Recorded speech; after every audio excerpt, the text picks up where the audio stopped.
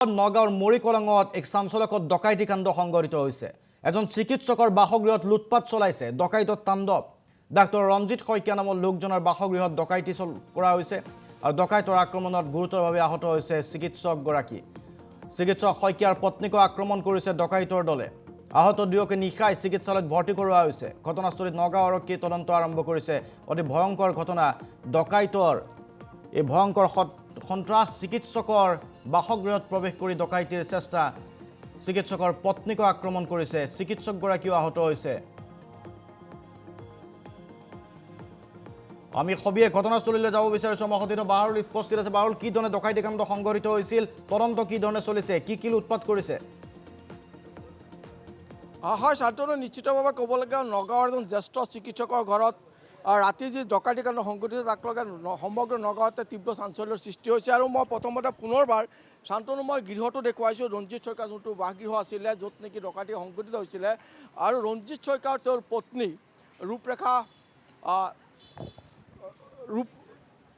ৰূপৰেখা ভূঞা শইকীয়াক ৰাতিৰ ভাগত যেতিয়া ডকাইতকেইটা সংঘটিত হৈছিল আৰু দুয়োকে ডকাইতৰ দলটোৱে প্ৰহাৰ কৰিছিলে, গুৰুতৰভাৱে আহত কৰিছিলে। আৰু বৰ্তমান দুয়োজন এতিয়া নগাঁৱৰ পৰা ৰেফাৰ কৰা হৈছিল ৰাতিৰ ভাগত। আৰু বৰ্তমান গুৱাহাটী GMC ICUত আছে চিকিৎসক ৰঞ্জিত শইকীয়া আৰু পত্নী চিকিৎসাধীন হৈ আছে।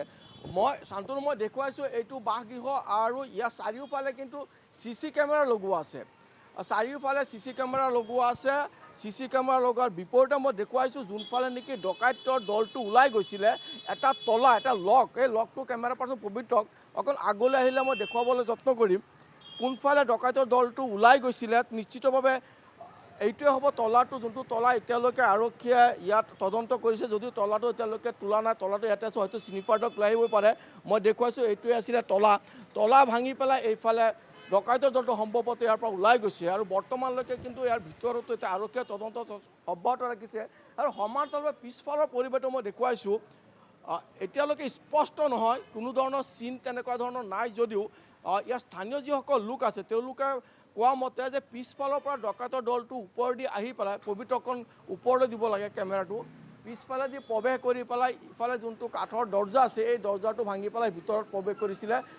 কোনো বেলেগ লোক প্ৰৱেশ কৰিব দিয়া নাই কাৰণে ভিতৰৰ পৰিৱেশত দেখুৱাব পৰা নাই। কিন্তু আৰু এটা মই CC কেমেৰা দেখুৱাইছোঁ, পিছফালৰ যোনটো CC কেমেৰা, পিছফালৰ CC কেমেৰা লগোৱা আছে। গতিকে ৰঞ্জিত শইকীয়া ঘৰৰ চাৰিওফালে যিমানখিনি নিৰাপত্তা ব্যৱস্থা থকাৰ পিছতো ইয়াত কালি ৰাতিৰ ভাগত যি ঘটনা সংঘটিত হৈছে, ইয়াত তিনিটাকৈ আৰক্ষী চকী নিচেই ওচৰত, মৰিকলং আৰক্ষী চকী, সমান্তৰাল বৰগাঁত আৰক্ষী চকী আৰু সদৰ আৰক্ষী চকী, তিনিটাকৈ আৰক্ষী চকী থকাৰ পিছতো কালি ৰাতিৰ ভাগত ৰঞ্জিত শইকীয়াৰ ঘৰত, জ্যেষ্ঠ এজন চিকিৎসকৰ ঘৰত এনেদৰে ডকাইতি কাণ্ডটোৱে কিন্তু এক তীব্ৰ চাঞ্চল্যৰ সৃষ্টি কৰিছে। আৰু সমান্তৰালভাৱে এটা কথা উল্লেখ কৰিব শান্তনু, কিছুদিন পূৰ্বে এই মৰিকলঙতে এজন গৃহস্থৰ ঘৰত ডকাইতৰ দল এটা প্ৰৱেশ কৰি গৃহস্থজনক পৰ্যপৰি আক্ৰমণ কৰি গুৰুতৰভাৱে আহত কৰিছিলে। গতিকে এটাৰ পিছত এটা ঘটনা সংঘটিত হোৱাৰ পিছত নগাঁও আৰক্ষীয়ে কেনেকুৱা ধৰণৰ ভূমিকা পালন কৰিছে সেয়া নিশ্চিত আপুনি অৱগত হৈছে।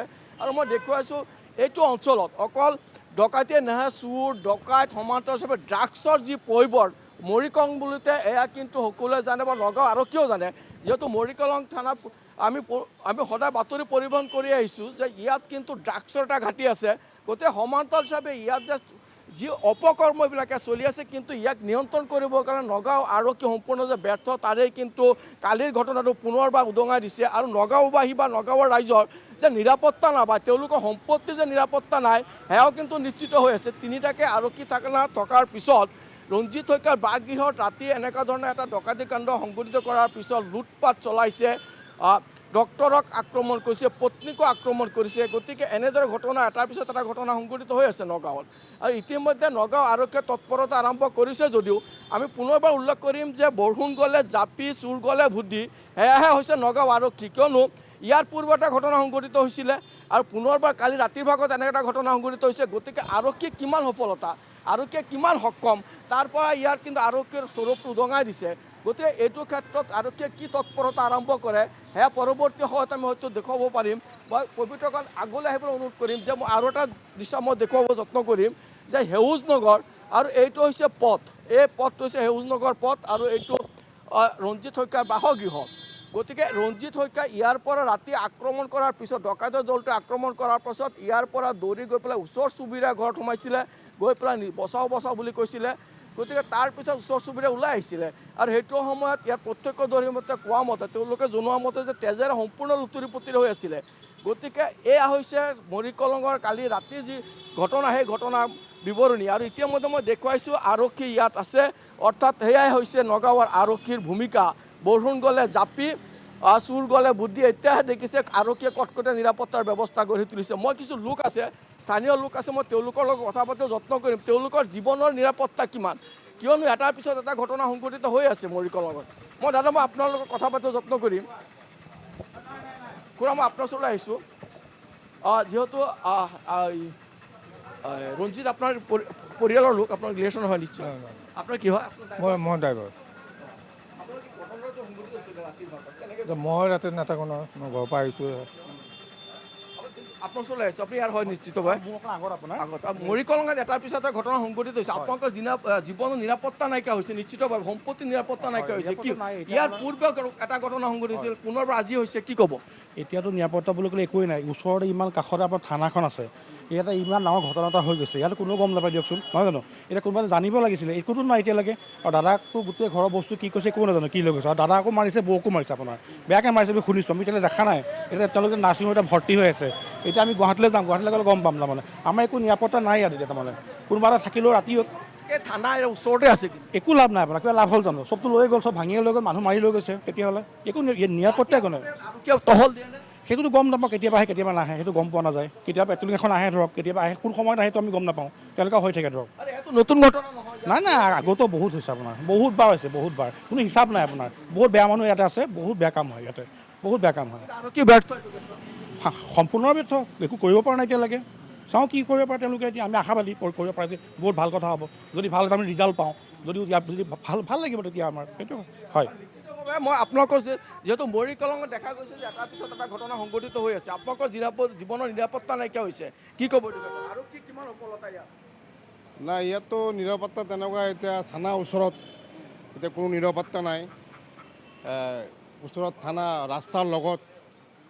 ইয়াত যদি এনেকুৱা ঘটনা হৈছে, তেতিয়াতো আৰু বেলেগ বেলেগ জেগা মানুহ কেনেকৈ থাকিব? নিশ্চিতভাৱে নিৰাপত্তা। আপুনি নিশ্চিতভাৱে ৰঞ্জিত শইকীয়াৰ চালক হয়, গাড়ী চলাইছিলে। কালি আপুনি আহিছিলে নেকি গাড়ী চলাবৰ কাৰণে? হা? মই মানে তেওঁ ৰঞ্জিত দাৰ গাড়ী যোনে চলায়, তেওঁ এই মনটো, আৰু মই এইখন ভাড়া উৰা যাওঁ। ৰঞ্জিত শইকীয়াৰ বাহিৰত যোনখিনি আপোনাৰ ধৰক তলা লগোৱা আছে, CC কেমেৰা লগোৱা আছে, তাকে তাৰপিছতো দেখা গৈছে যে কালি ৰাতিৰ ভাগত এইটো ঘটনা সংঘটিত হৈছে। এই তাকেতো টকাও চুৰি হৈছিলে। চুৰি হৈছিলে। এই এওঁ ক'ব পাৰিব, এওঁ মানে বেছি ভালদৰে থাকে। মই আপোনাৰ ওচৰলৈ আহিছোঁ, আপুনি নিশ্চিত ৰঞ্জিত শইকীয়াৰ গাড়ী চলায়। কালি যেতিয়া ঘটনা সংঘটিত, কালি আপুনি আহিছিলে নেকি ইয়ালৈ? কালি মই 3:30, 4টা বজাত ওলাই গ'লোঁ। কেইটা বজাত নমাই থৈ গৈছিলে? মই নাচিকতে এৰি থৈছোঁ। নাৰ্ছিঙত আহিছিলে। মোৰ ছোৱালীৰ কিবা খবৰ আছিলে, মানে ল'ৰা চাবলগীয়া, সেইটো কাৰণে মই সোনকালে যাওঁগৈ, মোক যাব দিয়া, কৈছে যোৱা কৈছে। মই গুচি গ'লোঁ। তাৰপিছত মই আহাই নাই আৰু। কেতিয়া গম পাইছে? মই ৰাতিপুৱা গম পাওঁ, এই মোৰ ড্ৰাইভাৰজনে ফোন কৰিছে। ইয়াত পূৰ্বে ইয়াত আপোনাৰ চুৰিকাণ্ড এটা সংঘটিত হৈছিলে, তেতিয়া মই গমেই নাপাওঁ অলৰেডি। মই ৰাতিপুৱাহে মোক ড্ৰাইভাৰজনে ফোন কৰিছে, এনেকৈ বাবাৰ ঘৰত চুৰি হৈছে। মই যদি ধামালি কৰা বুলি ভাবিছোঁ, মই ধামাল কৰিছোঁ যদি ফোনত, ৰাতিপুৱা উঠাই নাই মই শোৱাৰ পৰা। ঠিক আছে মই গৈ আছোঁ বোলো, আহিলোঁ। খবৰ লৈছে কি অৱস্থাত আছে? খবৰটো লৈছে, এতিয়া চিৰিয়াছ আছে। পত্নী কেনেকুৱা? পত্নীও চিৰিয়াছ। ICUত ৰাখিছে। ICUত ৰাখিছে। নিশ্চিতভাৱে শান্তনু, এয়া আমি দেখুৱালোঁ। আৰু এজন চালক আছিলে, আৰু তেওঁ কালি দিনৰ ভাগতে অৰ্থাৎ 3টামান বজাত নাৰ্ছিঙত নমাই থৈ আহিছিলে। তেখেতে এখন নাৰ্ছিঙতো কাম কৰে। নিশ্চয়কৈ অতি গুৰুতৰ প্ৰসংগ ইয়াত। নগাঁৱত যি ধৰণৰ আচলতে ক্ৰিমিনেল এক্টিভিটিজ বা অপৰাধমূলক কাম কাৰ্য চলি আছে, তাক লৈ উদ্বিগ্ন হৈ পৰিছে নগাঁওবাসী। আৰু এইবাৰ পুনৰ ডকাইতৰ উপদ্ৰৱ দেখিবলৈ পোৱা গৈছে নগাঁৱত। লক্ষণীয় হ'ব আৰক্ষীয়ে কি ধৰণে ডকাইতক কৰায়ত্ব কৰিবলৈ সক্ষম হয়।